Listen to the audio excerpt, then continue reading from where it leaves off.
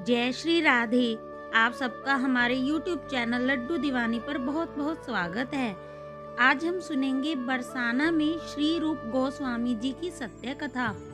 बरसाना में श्री रूप गोस्वामी चैतन्य महाप्रभु के 6 शिष्यों में से एक थे। एक बार भ्रमण करते करते अपने चेले जीव गोस्वामी जी के यहाँ बरसाना आए। जीव गोस्वामी जी ठहरे फक्कड़ साधु। फक्कड़ साधु को जो भी मिल जाए वही खा लेते हैं, जो मिल जाए वही पी लेते हैं। आज उनके गुरु आए तो उनके मन में भाव आया कि मैं रोज सूखी रोटी पानी में भिगोकर खा लेता हूँ। मेरे गुरु आए हैं, उन्हें क्या खिलाऊं? एक बार अपनी कुटिया में देखा, किंचित 3 दिन पुरानी रोटी बिल्कुल कठोर हो चुकी थी। मैं साधु पानी में गला गला कर खा लूं। यद्यपि मेरे गुरु साधुता की परम स्थिति को प्राप्त कर चुके हैं, फिर भी मेरे मन के आनंद के लिए कैसे मेरा मन संतुष्ट होगा? कैसे वे 3 दिन पुरानी कठोर रोटी खा पाएंगे? एक पल के लिए भक्त के मन में संकल्प आया कि अगर समय होता तो किसी ब्रजवासी के घर चला जाता, दूध मांग लेता, चावल मांग लाता। मेरे गुरु पधारे, जो देह के संबंध में मेरे चाचा जी भी लगते हैं, लेकिन भाव साम्राज्य में प्रवेश कराने वाले मेरे गुरु भी तो वे हैं। उनको खीर खिला देता। रूप गोस्वामी ने आकर कहा, जीव भूख लगी है। तो जीव गोस्वामी उन सूखी रोटियों को अपने गुरु को दे रहे हैं। अंधेरा हो रहा है। जीव गोस्वामी की आंखों में अश्रु आ रहे हैं और रूप गोस्वामी जी ने कहा, तू क्यों रो रहा है? हम तो साधु हैं ना, जो मिल जाए वही खा लेते हैं। नहीं, चिंता मत कर, मैं खा लूंगा। जीव ने कहा, नहीं बाबा, मेरा मन नहीं मान रहा। आपकी यदि कोई पूर्व सूचना होती तो मेरे मन में कुछ था। यह चर्चा हो ही रही थी कि कोई अर्धरात्रि में दरवाजा खटखटाता है। जो ही दरवाजा खटखटाता है, जीव गोस्वामी जी ने दरवाजा खोला। एक किशोरी खड़ी हुई है, 8-10 वर्ष की लग रही है, हाथ में कटोरा है। उसने कहा, बाबा, मेरी माँ ने खीर बनाई है और कहा है जाकर बाबा को दे आओ। जीव गोस्वामी ने उस खीर के कटोरे को ले जाकर रूप गोस्वामी जी के पास रख दिया।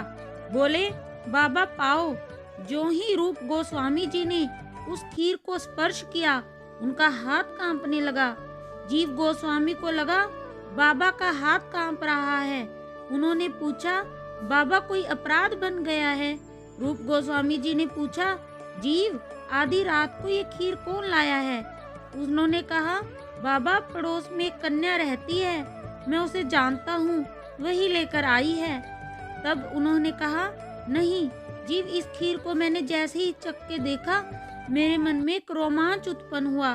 उन्होंने कहा, नहीं जीव, तू पता कर, ये कन्या मुझे मेरी किशोरी जी के होने का एहसास दिला रही है। तो उन्होंने कहा, नहीं बाबा, वह कन्या पास की ही है, मैं उसको जानता हूँ। तब वे अर्धरात्रि में दोनों उसके घर गए और दरवाजा खटखटाया। अंदर से उस कन्या की माँ निकलकर बाहर आई। जीव गोस्वामी जी ने पूछा, आपको कष्ट दिया, परंतु आपकी लड़की कहाँ है? उस महिला ने कहा, क्या बात हो गई बाबा, आपकी लड़की है कहाँ, पहले ये बताएं। वो तो उसके ननिहाल गई है, गोवर्धन, 15 दिन हो गए हैं। रूप गोस्वामी जी तो मूर्छित ही हो गए। जीव गोस्वामी जी ने पैर पकड़े और जैसे तैसे श्री जी के मंदिर की सीढ़ियां चढ़ने लगे, जैसे एक पल में ही पहुंच जाएंगे। लंबे लंबे पग भरते हुए मंदिर पहुंचे। वहां श्री गोसाई जी से कहा, बाबा, एक बात बताओ, आज क्या भोग लगाया था श्री जी श्यामा प्यारी को? गोसाई जी जानते थे श्री जीव गोस्वामी जी को, तो उन्होंने पूछा, क्या बात हो गई बाबा? उन्होंने कहा, क्या भोग लगाया था? गोसाई जी ने कहा, आज श्री जी को खीर का भोग लगाया था। रूप गोस्वामी तो जैसे फिर से मूर्छित होने लगे, श्री राधे कहने लगे। उन्होंने गोसाई जी से कहा, बाबा, एक निवेदन और है आपसे।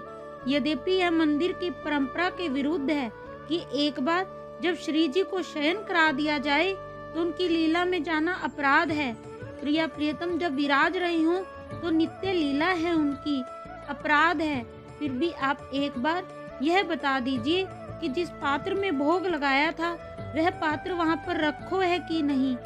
गोसाई जी मंदिर के पट खोलते हैं और देखते हैं कि वह पात्र वहां पर नहीं है, खीर का पात्र वहां पर नहीं है। गोसाई जी बाहर आते हैं और कहते हैं, बाबा नहीं है, वहां पर पात्र नहीं है, ना जाने क्या बात हो गई है। रूप गोस्वामी जी ने अपना दुपट्टा हटाया और वह चांदी का पात्र दिखाया। बाबा, ये पात्र तो नहीं है। गोसाई जी ने कहा, हाँ यही है, यही है। रूप गोस्वामी जी ने कहा, श्री राधा रानी 300 सीढ़ियां उतरकर मुझे खीर खिलाने आई। किशोरी पधारी थी, राधे आई थी, रानी आई थी। उस खीर को मुख पर रगड़ लिया, सब साधु संतों को बांटा।